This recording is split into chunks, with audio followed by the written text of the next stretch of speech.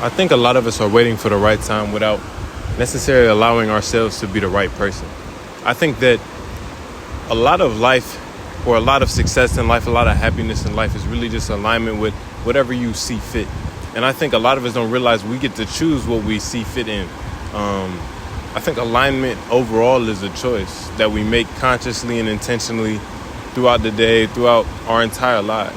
And it's not necessarily like just staying in the moment or meditating once and aligning something in that regard. I think it's more so aligning yourself with who you are. And then once you figure out whatever you've accepted yourself to be in any given moment or any given time, I think that's when we actually give ourselves the chance to start to change it and start to grow in ways that are actually befitting of us. I think you can't heal what you don't acknowledge, and a lot of us get into self-help, get into self-awareness, and especially self-discovery and self-growth without actually addressing what's currently there. I think a lot of us want to just leave behind our current selves, our current egos, our current identities and whatnot, without recognizing that we have to be the ones to actually alter and change it in a way that actually benefits us. And in saying that, I recognize it's difficult. It's not necessarily easy, but I think it's a lot easier to sort of renovate what's currently there than to break down the entire structure and try to posit something new. Because I think a lot of us find that there will always be signs in, I guess, parts of us that remain vulnerable to the parts of ourselves in the past. And if we never give ourselves a chance to truly address those issues, they're going to remain prominent and we're going to remain prevalent, even if we choose to neglect them and choose to not necessarily address them, at least in a conscious way. I think they'll be expressed in the world around us, not necessarily through other people, but how we view them, not necessarily the happenstances of our life, but how we view them, and how we learn to take everything personal as it pertains to us and our negativity and our overall growth and maturity as people.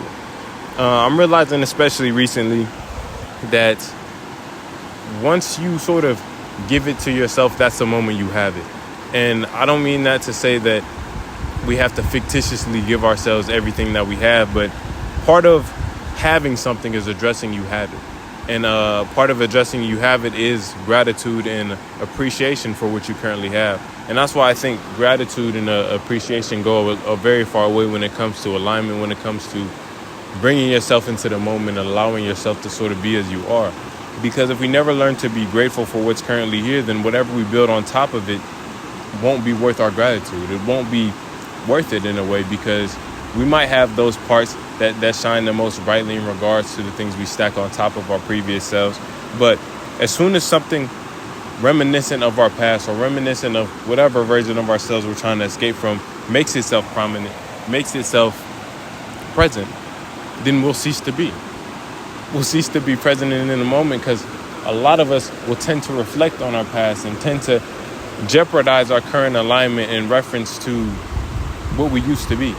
Like, if I make the same mistake I would have made maybe a month ago, but I've been trying to grow, I've been growing, quote unquote, and then I feel like internally that I'm all the way back to where I was a month ago, which is not truly the case. But as long as it's mentally accepted or mentally believed, that will be the case. There will be no difference in regards to my change from a month ago to now, especially if that's the way I feel, because that's going to be the way I act. And I think a lot of us tend to constantly start over, but we don't start over from the past. You start over from where you are. And I think in grounding ourselves in some type of previous mentality when we want to start isn't going to breed something new all the time, or it's going to make it more difficult. I think that we need to take what we currently have and recognize that how we view ourselves is our perspective of it. It's not always the case in how it actually is in the eyes of others, or et cetera, et cetera. I feel like overall how you view yourself is going to be how you interact with other people. So it's important to sort of give yourself a perspective that allows you to grow and change for your benefit. And sometimes that takes you appreciating the parts of yourself that you have yet to have. Like appreciating yourself for being patient, appreciating yourself for being grateful for what you currently have. You know, give yourself a proper incentive for doing so, because I think the only incentives that we currently have, or if we don't give them to ourselves, are from the world around us. And if we can't find that validation in something actually worthwhile or successful, we tend to venture into negative avenues in order to get some type of short-term gratification short-term happiness that won't actually last for our character. And I think if we want it to last, if we want anything to last in regards to our character, then we sort of have to learn to let it be a part of us, and in a way let it go through that. Once we've accepted ourselves to be a certain way, it's not like you have to think yourself into that way. If you've already accepted yourself as being someone who's impatient, someone who's impolite, someone who doesn't care about this, that, and the other, then we don't have to remind you. You don't have to remind yourself to do that. You may have certain instances where you become self-aware and you look at that and be like, oh yeah, I am a little spiteful, I am a little this, I am a little that. But that's not what changes it. What changes it is the present conscious intention within the present moment. I think a lot of us get addicted to who we were in the past without necessarily knowing it. We do the same actions, the same things, and we want a different result, so as to prove to ourselves that we don't need to change, or to prove to ourselves that whatever we're doing is the right thing. And it's not about waiting for the right time. Again, it's about being the right person. And that takes a little bit of honesty. And I think, of course, everyone's right personness is going to be different. No two people are going to be exactly the same in that regard. But I think when it comes to ourselves, it's just about understanding what we do that actually takes away from us, or what we do that doesn't allow us to be as we actually wish to be in terms of how we feel in the moment and how we express ourselves. Like what I'm doing right now, I'm in nature, enjoying myself. I've been out here for like 2 hours. It's during the heat wave, so it's pretty hot. Y'all can see the sweat dripping off my forehead, but that's okay. But it's certain moments like these where I'm in familiar places that I come to quite often, that I recognize that it's really just about the way you're looking at things that paints your whole experience. Like I could have came here a week ago and I could have been in a rut. I could have been, which I probably was, not necessarily a week ago, maybe 2 weeks ago. And overthinking about how I can change, or how I can develop in this certain way, or how I can overcome this block, or how I can make this certain aspect of my character not inherent to me, quote unquote. And I think a lot of us are very intentional with what we want for ourselves, what we want to develop, but we're not very intent. I think it's always about the action and the act of actually doing. Like sometimes I have to tell myself, instead of thinking about, oh, you should probably be practicing gratitude right now, instead of thinking about the displacement I have from how I want to feel, I begin to feel it. Gratitude isn't necessarily always in reference to what you see, but the person seeing it. If you can't be grateful for who you are, you can't be grateful for where you are, then you're not going to be able to be grateful for what's there. And that's why I think it's important to sort of walk the path and not chase the outcome. I think if we learn to appreciate some of the journey while we're there, then all of our life won't be just about chasing. And a race isn't won in one step. It's won in the countless steps that you take in quick succession. And quick succession is relative to whatever. I feel like the whole premise of being in a race is sort of unbefitting for personal development and who we are as people, because the second we apply it to some type of time, or even in reference to other people, we're no longer doing it for us. We're no longer allowing ourselves to live in reference to only less, and therefore we're not being the subject to our own experience.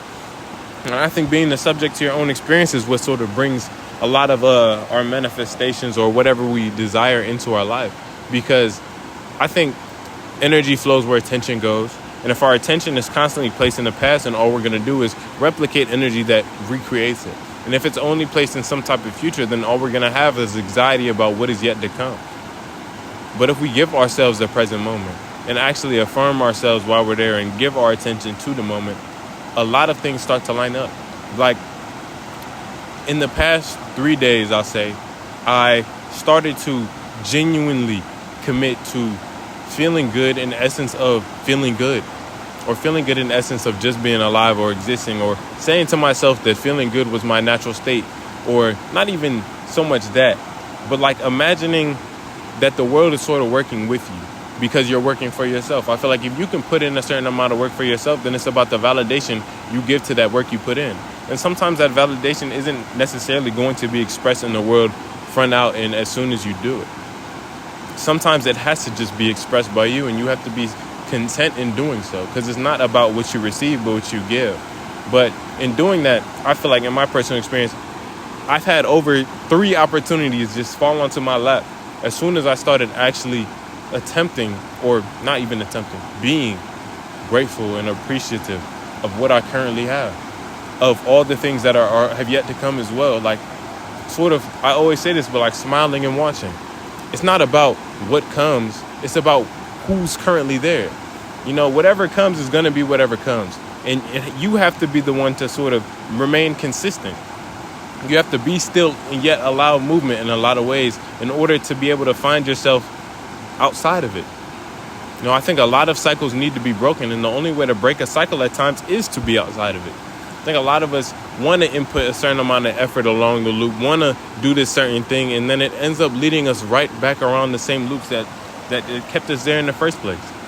And in my experience, like, being outside the cycle isn't necessarily not acknowledging or not having introspection for the things that you want to work on. It's not degrading yourself for what you need to work on. It's not referencing yourself to the amount of lack that you have within your character, but referencing yourself to everything that's currently here in the moment. And I think that reference doesn't even need to be consciously and intently done. I don't think it has to be about, oh, I'm such a patient person, let me affirm myself in a moment and then just imagine some affirmation. I don't think it's like that at all. I think it's more so like recognizing I'm in the moment and appreciating being in the moment, period. Because all that I need to have, or all that I am, all that all the good characteristics I want to carry with me are already with me.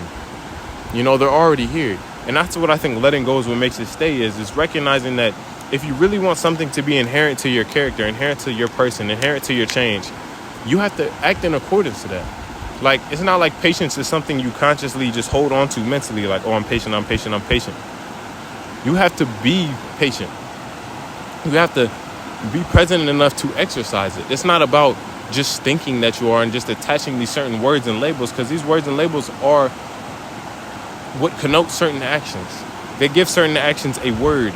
And if we never recognize that it's always been about the action that our words carry, then we're not really doing anything. I think to sometimes do anything is to act. A goal without action is just thought in a way. Because if all you could do is think about it, it's probably not worth thought. And if we're never putting any action into the things that we require, desire, etc., then they'll probably never be here. Not in essence of us just being unlucky, us just being this, but even if we don't manifest it or bring it into our life in any way, if we don't create it, it might not be there, or it won't be there. Sometimes you have to open the door to allow certain stuff to flow in. It's not just about opening yourself or even just knocking the door, pushing it open. Like, you have to consciously allow certain things to go. And that's what I think letting yourself go is allowing everything else to be. Not referencing yourself to everything you see and making everything so personal that you can't actually enjoy the life that you're living. And I think a lot of us do that, because I do it all the time. Like, even when I was hiking here, because it takes like a cool 20 minutes, I was thinking about, I should try to practice gratitude here, or I should try to do this, like I was saying. And instead, I just started practicing gratitude. And instead of being so caught up in, things we try to avoid, we need to actually just be where we are. I think our overzealous focus on the things that we're trying to escape from or trying to avoid is what perpetuates them. It's what makes us run into them more readily. Like, if you're consciously worried or anxious about falling or tripping or something like that, you're more likely to trip. And I think it's sometimes our focus on tripping that makes it all the more feared or all the more scary. Like, sometimes failure is temporary defeat. And I think sometimes our overzealous worry about failure perpetuates it into the world, because it's all we're thinking about. If our mind and our attention is only flowing towards this idea of failure, then the only way we will know how to act is in reference to that. But if we constantly think about our success and think about our growth and development as people, or at least, at the very least, the love that we should have for ourselves without condition, then we'll start to see that in the world. Then we'll start to either express it to ourselves, express it through our actions, express it to others, have them express it back to us, or we'll just be content in giving it to ourselves. The only condition for self-love is self-love. It's just something you have to give to yourself. And that's what it means to say that alignment is a choice. Because you have to choose to let go of the certain things. You have to choose to accept what's currently here. And sometimes you have to choose to be present enough to make the choice in the first place. All in all, thank you all for watching. I'm gonna give y'all a little view of the scenery, so y'all can see what I'm rocking with. But it's pretty nice out here. It's pretty nice out here during the heat wave. Quite the beautiful sight.